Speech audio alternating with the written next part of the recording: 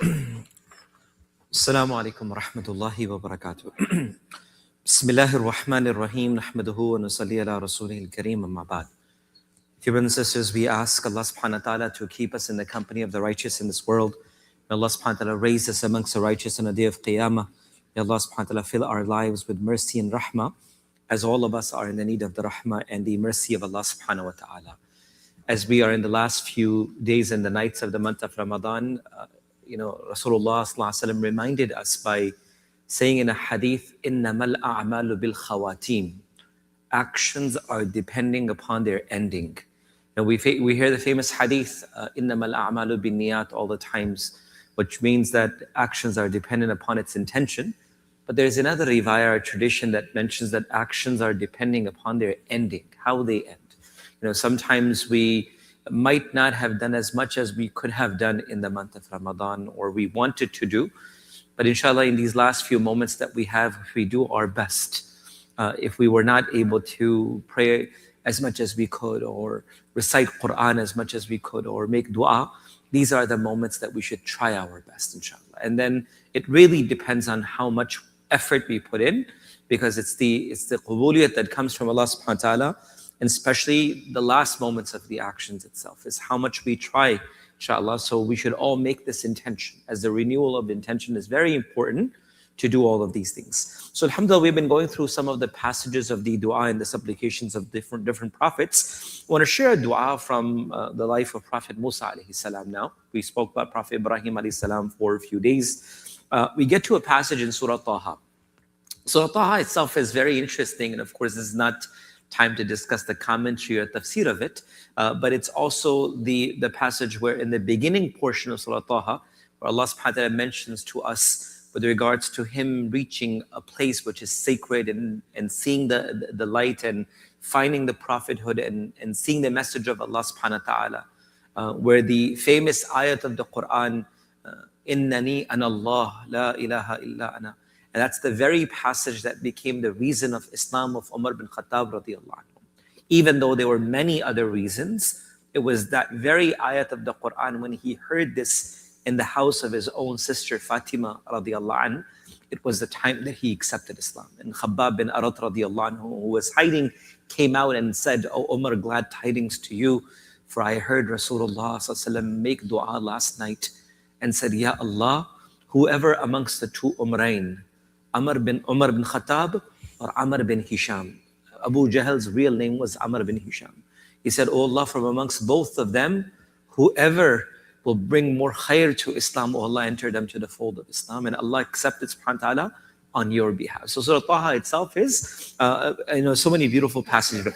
Within that itself is a passage from the verse 25 to 28. We hear this passage a lot. We make this dua a lot of time.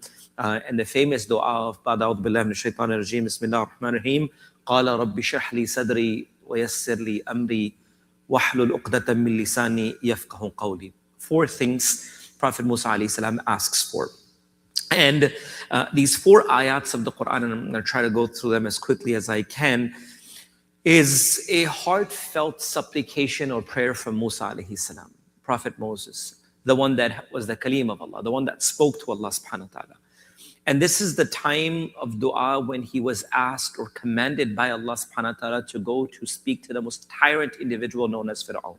So just to know the prelude and introduction of where this dua is being made. And the reason why I say this, brothers and sisters, is to make us also understand that why dua is made and when dua is made and how dua is made from the lives of the Prophet. And this is something that we should also learn in our own lives. We may not be facing the pharaohs of our time directly, but there might be things that seems to be as harsh or difficult, and how do we approach them in our lives or in a prophetic way itself. So from this very dua, it begins with this mission of Musa alayhi salam. This dua begins with that. And Musa alayhi salam does not initially or directly asks for victory. He knows that he has to stand against a tyrant, a zalim, and the most zalim person ever. And he directly does not ask for victory, but he asks for inner strength, that Allah allow me this inner strength that I can face the challenges in front of us. And brothers and sisters, the time that we're living in now, we need to ask Allah subhanahu wa ta'ala for that inner strength ourselves as well. Right? As the fitna increase every single day, the fitna and the trial, may Allah subhanahu wa ta'ala keep us all protected. That inner strength is very, very important. Another thing that's also very important more than ever now is clarity. Sharh al-sadr. Allah, allow me to always be able to differentiate between haqq and batil, truth and false, right and wrong.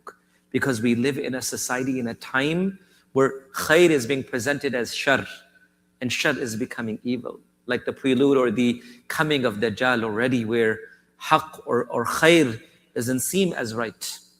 And wrong and evil has become so acceptable that everyone says everyone is doing it. And that's why from amongst the most continuous dua of our Prophet ﷺ was, Allahumma arina al-haqqa haqq warzuqna ittiba. Allah, allow me to see haqq as haqq, right as right, and always allow me to follow that. And oh Allah, allow me to see batil as batil. Wa arina al-batila batila warzuqna ijtinaba. Oh Allah, and allow us to protect ourselves from the evil itself. And this is some of the most continuous dua from the life of the Prophet. And more than ever now, as the fitan increase, that we all ask Allah subhanahu wa ta'ala that Allah allow us to see haqq and follow the haqq and remain upon haqq. And Allah allow us to be able to differentiate between batil and allow us to protect from batil and don't allow us to come towards that path. So he's asking for inner strength. And this is Musa alayhi salam being given the responsibility of conveying the message of Allah subhanahu wa ta'ala. He asks for inner strength. He asks for clarity, that what we should also be asking. And not only that, but also, Ya Allah, allow me to communicate and remain upon haqq. Let me speak the truth. Allah, allow me to always speak the truth. This is the dua of a Prophet himself. So he says, قَالَ رَبِّ اشْرَحْ لِي صَدْرِي وَيَسِّرْ لِي أَمْرِي وَاحْلُلْ عُقْدَةً مِّن لِّسَانِي يَفْقَهُوا قَوْلِي. And he said, my Lord, expand my chest. And I'll come to the meaning of that in just a few moments. And make my task easy for me. Rabbi shrah li sadri wa yassir li amri. And Allah, make my task easy for me. Wahlul 'uqdatan min lisani, and untie the knot from my tongue. Wa yafqahu qawli, so that he may understand, or they may understand my speech. So now consider this difficult task that Musa alayhi salam is being sent to a place where Pharaoh has already claimed that he's divine. He thinks that he is now the God where he runs the rivers. And another also difficult task for Musa alayhi salam is that he has already previously lived there. He had to flee and leave Egypt. He had to leave that environment where he has been told to send back to a place where he had to flee and leave. And the entire system, or that political power of the area, is behind Pharaoh. The entire thing, the entire power is behind the person that he has to go and convey the message. It's completely against what he believes or he teaches, Pharaoh itself. And subhanAllah, before stepping into this huge task that Allah subhanahu wa ta'ala gives his prophet, Musa alayhi salam relies on his dua. That's the only thing that he has against the biggest power right now. And not only for an individual, but an entire system that stands behind Pharaoh at the moment. And the only thing that Musa alayhi salam had as this moment is this very dua that he has. So, which also teaches us a lesson that sometimes we may feel that we may not have anything on our side. But brothers and sisters, our dua are very, very powerful. Don't underestimate your dua.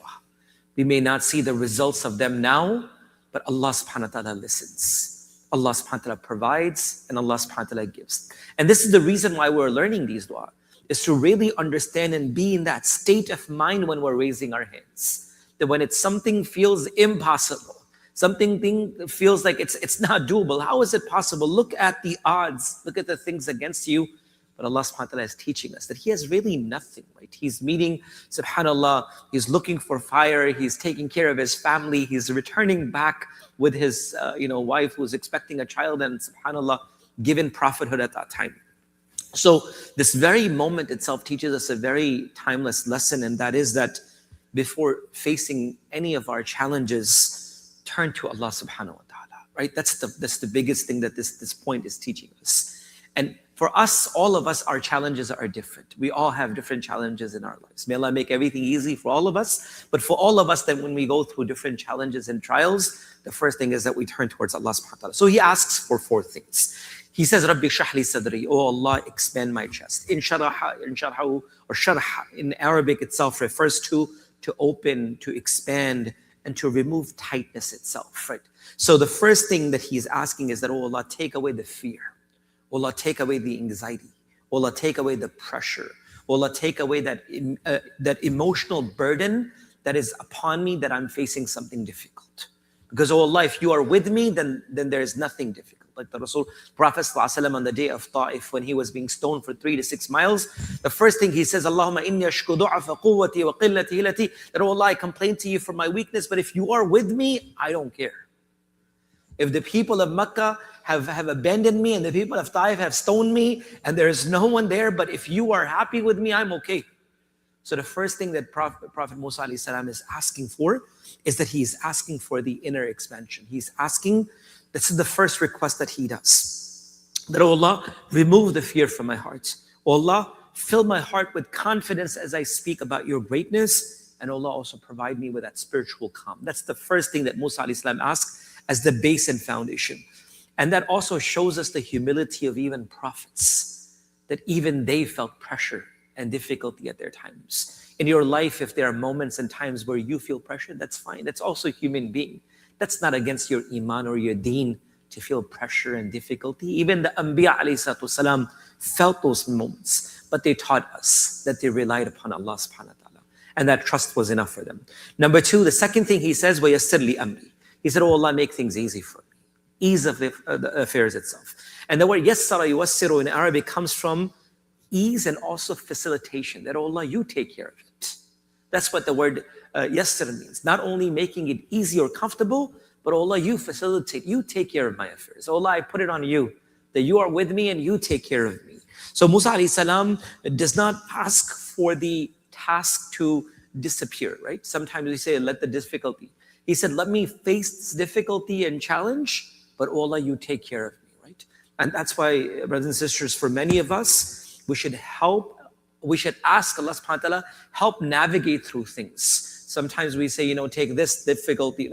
Those are meant for betterment for us sometimes, things that come into our life. But learning to navigate how to take care of those things. And the third thing he says is that, oh Allah, take away the barriers that may allow me to accomplish that. And something so profound that he says, وَحْلُلْ أُقْدَةً مِّن لِسَانِي. Uqda in Arabic means a single knot. Scholars have said that Musa alayhi salam, since he was a young child, had an obstacle of speaking properly. And the word that he uses is, he says, uqda, a knot. He didn't say, oh Allah, take away all of the ways that, I'm unable to speak. He said a single knot, meaning that, oh Allah, allow me to say a single word that will change the life of Pharaoh. Meaning that, oh Allah, I may not ask for all the goodness to come in one time, and all of the obstacles to be removed at one time, but Allah, remove those obstacles that may become a hindrance for me in conveying the right message itself. So sometimes Allah subhanahu wa ta'ala may not change the entire situation, but enough that Allah will take good work from us in our own practical lives as well. And this also reflects to Musa alayhi salam's humility as well. And last but not least, yafqahu qawli, that, oh Allah, don't allow me to only say words, but allow me to say things that will change and impact the lives of others. And this is something which is the most profound itself. When it comes to our family, when it comes to our children, when it comes to our family, communities at large, that it was not just being, heard, but he says, allow me to be understood. This was the dua of Prophet Musa alayhi salam. That, Allah, don't allow me to only be heard. Allow me to be understood. And that should be the concept in our homes as well. That when it comes to our families, our spouses, our children, a lot of time we think we just need to be heard. No, we need to be understood in order to bring forth the changes in our lives. Because words that we say might go away, but if they're understood, that's where the true change comes. So when Musa alayhi salam is asking Allah subhanahu wa ta'ala, he's not saying, allow me to just say my words, but, oh Allah, allow the words from my tongue to reach in a way that they're understood. And this is amongst the goal. And the goal itself was never the eloquence of the speech itself, but it was the guidance and understanding behind that as well. So just to take back, Musa alayhi salam asks for the strengthening of the heart. He asks for the ease of his task. He asks for the improvement of his words, and also allowing whatever he says to reach the people's heart themselves. And that is something that we should also keep in our mind when we make dua to Allah subhanahu wa ta'ala, through steps, through ways that we can get directly from the treasures of Allah. So again, this is the 20th chapter of the Quran, which is known as Surah Taha. And these ayats are verses 25 to 28. 4 ayats where Musa alayhi salam asks for 4 things prior to meeting Fir'aun. May Allah subhanahu wa ta'ala allow us to practice and bring forth into our lives as well, inshallah. Subhanallah wa bihamdihi, subhanallah wa bihamdik, nashhadu an la ilaha illa anta, astaghfiruka.